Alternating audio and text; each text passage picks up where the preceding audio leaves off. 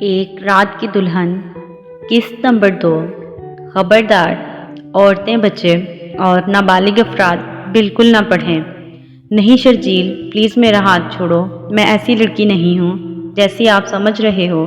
شرجیل زور سے چیخا، تم کیسی لڑکی ہو اور میں تمہیں کیسی لڑکی سمجھ رہا ہوں؟ میں غریب ضرور ہوں، دولت کی خواہش رکھنا کوئی جرم نہیں، میں اپنی عزت کی حفاظت کرنا جانتی ہوں۔ کاش نوری تم مجھے بھی جانتی ہوتی، میں اور تم پچھلے 1 گھنٹے سے یہاں ایک ساتھ ہیں۔ اگر میں حوض کا پجاری ہوتا تو اب تک تمہیں نوچ چکا ہوتا۔ پاگل، میں تو عشق کر بیٹھا ہوں تم سے، وہ بھی پہلی نظر میں۔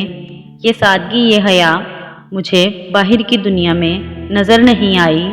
مجھے تو ایک ایسی لڑکی کی خواہش تھی جس کے سر پر دوپٹہ ہو، جس کی آنکھوں میں حیا ہو اور سادگی میں بھی قیامت لگتی ہو۔ شرجیل کی آنکھوں میں آنسو بھی تھے۔ میں پھٹی پھٹی آنکھوں سے شرجیل کو دیکھ رہی تھی۔ پھر تم نے مجھے ہوٹل میں ملنے کیوں بلایا؟ تاکہ باہر تمہیں کوئی دیکھ نہ لے، محفوظ جگہ سمجھ کر بلایا تھا۔ سوری شرجیل، مجھے آپ کو سمجھنے میں غلطی ہو گئی۔ میں سمجھی آپ باہر کی دنیا سے آئے ہیں تو آزاد سوچ کے مالک ہوں گے۔ نہیں نوری، جیسی سب عورتیں ایک جیسی نہیں ہوتی، ویسے سب مرد ایک جیسے نہیں ہوتے۔ شرجیل ایک سمارٹ اور خوبصورت نوجوان تھا۔ جیسے مرد کے ہر لڑکی خواب دیکھتی ہے، وہ اب بھی میری طرف دیکھ رہا تھا۔ میں اس کے سامنے کھڑی تھی۔ اس نے ایک پھول جیب سے نکالا اور مجھے دیا۔ میں نے مسکرا کر رکھ لیا۔ وہ میرے اور قریب ہوا تو میں شرما کر پیچھے ہو گئی۔ شرجیل، چلیں۔ نہیں نوری، تمہاری کالج کی چھٹی کا ٹائم ہو جائے میں کالج سے صبا کو لوں گا، ہم دونوں تمہیں گھر ڈراپ کریں گے۔ اب بتاؤ نوری، میں کب رشتہ لے کر آؤں اور اپنی پگلی کو لے جاؤں؟ شرجیل، کیا یہ سچ ہے یا میں خواب دیکھ رہی ہوں؟ نہیں نوری، یہ سچ ہے۔ چٹکی کاٹوں؟ میں بہت زور سے ہنسی۔ اچھا، میں پہلے اپنی اماں سے بات کر لوں، پھر بس نوری یاد رکھنا تمہاری طرف سے انکار نہیں ہونا چاہیے، ورنہ یہ پاگل دیوانہ مر جائے گا۔ اللہ نہ کرے، ایسی باتیں مت کرو۔ دل میں یہ سوچ رہی تھی، آج گھر جاتے ہی آئینہ دیکھوں گی، کیا میں سچ میں اتنی حسین ہوں؟ نوری، میری آنکھوں میں دیکھ لو، آئینے کی کیا ضرورت؟ جی، کیا بولے؟ میں سمجھی نہیں۔ آئینہ دیکھنے کا سوچ رہی ہوں۔ میں حیران رہ گئی، آپ کو کیسے پتا چلا؟ دیکھ لو پھر۔ خیر، پل بھر میں گھنٹوں گزر گئے۔ کالج سے چھٹی کا ٹائم ہوا تو ہم نکل پڑے۔ ہوٹل سے نکلتے ہوئے ہر شخص مجھے عجیب نظروں سے دیکھ رہا تھا۔ ویٹر مجھے دیکھ کر مسکرا رہے تھے کہ کالج کے یونیفارم میں لڑکی۔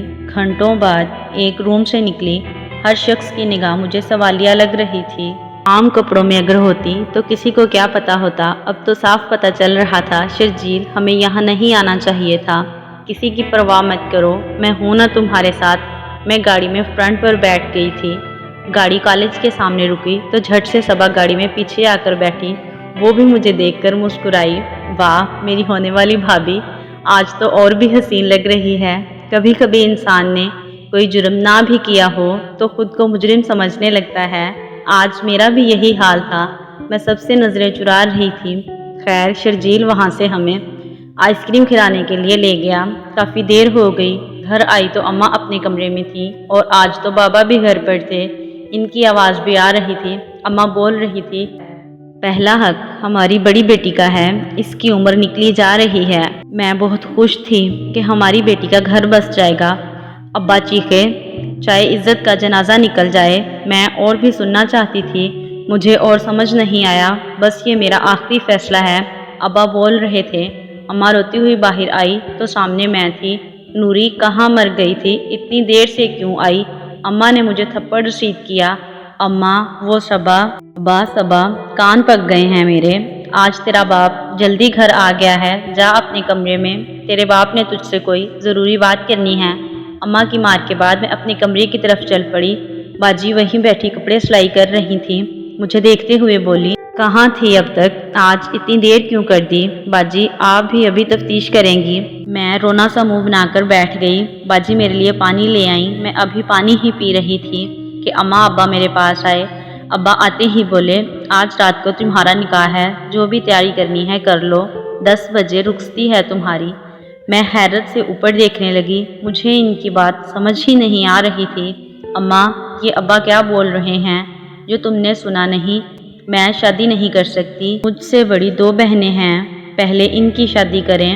ابا زور سے بولے، میرا منہ مت کھلوا، تم کالج کے نام پر جو کچھ کرتی پھر رہی ہو میں سب جانتا ہوں۔ ابا، میں نے کچھ نہیں کیا، میری بات کا یقین کریں۔ چلیں، اگر آپ میری شادی کرنا بھی چاہتے ہیں تو جس کے ساتھ مجھے دیکھا ہے اسی کے ساتھ کر دیں، کبھی نہیں۔ اب میں زبان دے چکا ہوں، 7 بجے گاڑی آئے گی تمہیں لے جانے کے لیے، تیار رہنا، کسی میک اپ والی کے پاس لے جانے کے لیے نہیں۔ ابا، اگر یہ آپ کا آخری فیصلہ ہے تو میرا بھی فیصلہ سن لیں، میں مر تو سکتی ہوں پر یہ شادی نہیں کر سکتی۔ میری ہچکی بن گئی اور میں سسکیوں میں رونے لگی۔ اماں بھی میرے ساتھ رو رہی تھی۔ نوری کے ابا، ابھی بھی وقت ہے، بڑی بیٹی کو بیاہ دو، نوری ابھی بہت چھوٹی ہے۔ نوری کی اماں، خبردار، میں فیصلہ کر چکا ہوں، شادی اسی کی ہوگی، ورنہ کسی دن یہ مجھے منہ دکھانے کی قابل نہیں چھوڑے گی۔ میں اپنی ضد پر قائم تھی۔ باہر 1 گھنٹے سے گاڑی میرا انتظار کر رہی تھی، پر میں رو رو کر ادھموئی ہو چکی تھی۔ ہم مشرقی لڑکیوں کو اکثر یہ طعنہ دیا جاتا ہے کہ یہ مجبوری کا ڈرامہ کر کے بے وفائی کر جاتی ہیں، پر تمہیں کیا پتہ، جب باپ کی پگڑی بیٹی کے پاؤں میں پھینک دی جاتی ہے تو بیٹی کے پاس اس پگڑی کو اٹھا کر باپ کے سر پر باندھنے کے علاوہ کوئی راستہ باقی نہیں رہتا۔ کیسے کوئی بیٹی باپ کی پگڑی پر پاؤں رکھ کر آگے بڑھ سکتی ہے؟ اور جب میرے باپ کی ہر بات سے میں نے انکار کر دیا تو ابا نے اپنی پگ اتار کر میرے پاؤں میں پھینک دی۔ سرخ سوجی ہوئی آنکھوں سے اٹھی اور باپ کے سر پر وہ پگڑی رکھ کر میں ایک زندہ لاش کی طرح باہر کی جانب چل دی۔ لگتا تھا ابھی سانسیں رکنے کو ہیں۔ باجی نے میرے سر پر چادر دی اور خود بھی ساتھ چل دی۔ اتنی لمبی گاڑی سے ایک خاتون نکلی اور بولی، مالکن آئیں بیٹھیں۔ اس گاڑی کا دروازہ کھولا، میں اور باجی بیٹھ گئے۔ میں ابھی تک اپنے کالج کے یونیفارم میں ہی تھی۔ 2 پل کی محبت تھی، مجھے کیوں ناراض آئی؟ میں گاڑی میں رو رہی تھی اور اپنے ہاتھوں کی طرف دیکھ رہی تھی۔ ان ہاتھوں میں ابھی بھی شرجیل کی خوشبو تھی، ان پھولوں کی مہک ابھی بھی مجھ میں باقی تھی۔ آج ہی ابتدا ہوئی اور آج ہی انتہا۔ میرے رب، اگر ہمارا ملنا نصیب میں نہیں تھا تو نہ ملواتے۔ وہ وعدے جو میں آج شرجیل سے کر کے آئی تھی، سارے ایک پل میں توڑ دیے۔ سارے راستے میں گاڑی میں انہی سوچوں میں گم۔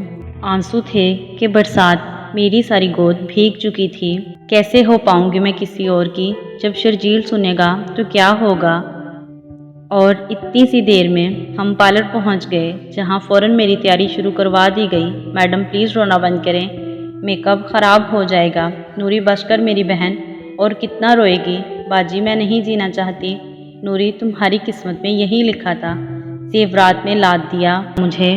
باجی مجھے تو یہ بھی نہیں پتا میری شادی کس سے ہو رہی ہے۔ تمہاری قسمت بہت اچھی ہے نوری، تمہیں دولت بہت پسند ہے نا، جاگیرداروں کے گھر جا رہی ہو بیاہ کر۔ پارلر والی نے کہا، آپ بہت خوبصورت اور کم عمر ہو، کتنے سال کی ہو؟ باجی نے کہا، 19 سال کی ہے۔ اچھا، آپ ان کی کیا لگتی ہیں؟ میں بڑی بہن ہوں۔ اچھا، اب یہ مکمل تیار ہو چکی ہیں، گاڑی میں لے جائیں اسے۔ باجی اور ملازمہ نے مجھے پکڑ کر گاڑی میں بٹھایا۔ اتنا بھاری لہنگا تھا، اوپر سے میں اتنی نفیس تھی، ابھی بھی میں رو رہی تھی۔ خیر، ہم کبھی جاگیرداروں کے گھر نہیں گئے تھے تو میں نے کسی کو نہیں دیکھا ہوا تھا۔ اے محبت، تیرے انجام پہ رونا آیا۔ گھر پہنچی تو فوراً مولانا صاحب آ گئے نکاح کے لیے۔ اس کے بعد رخصتی کے وقت ابا نے میرے سر پر ہاتھ رکھا۔ اماں بہت روئی۔ اماں جب مجھے گلے ملی تو بولی، بیٹی آج تم وہ نہ کرتی جو کر کے آئی ہے تو آج تیری بہن کی رخصتی ہو رہی ہوتی۔ میں ایک جنازے کی طرح تھی، ہم بیٹیوں کو صفائی کا موقع بھی نہیں دیا جاتا۔ کیسے سمجھاؤں میں ان سب کو، کتنی پاکیزہ محبت ہے میرے شرجیل کی۔ کچھ ہی دیر بعد میں ایک محل میں پہنچ گئی۔ سلام مالک، ایک ملازم نے دروازہ کھولا۔ مجھے نہیں پتا میرا شوہر کیسا ہے، کون ہے۔ میں پورے راستے اس طرف نہیں دیکھا، میں کسی کو نہیں جانتی تھی۔ اندھیری رات تھی۔ مجھے کمرے میں لے گئی۔ دو عورتیں، اتنا خوبصورت کمرہ میں نے اپنی زندگی میں نہیں دیکھا تھا۔ تازہ پھولوں کی سیج بنی ہوئی تھی، دل کر رہا تھا اٹھ کر بھاگ جاؤں۔ تھوڑی ہی دیر کے بعد کمرے کا دروازہ کھولا۔ میں نے سر جھکا رکھا تھا اور پھر کمرے کی کنڈی بند کرنے کی آواز پر میرے دل کی دھڑکنیں تیز ہو گئیں۔ بہت گھبراہٹ ہو رہی تھی۔ کہانی ابھی جاری ہے۔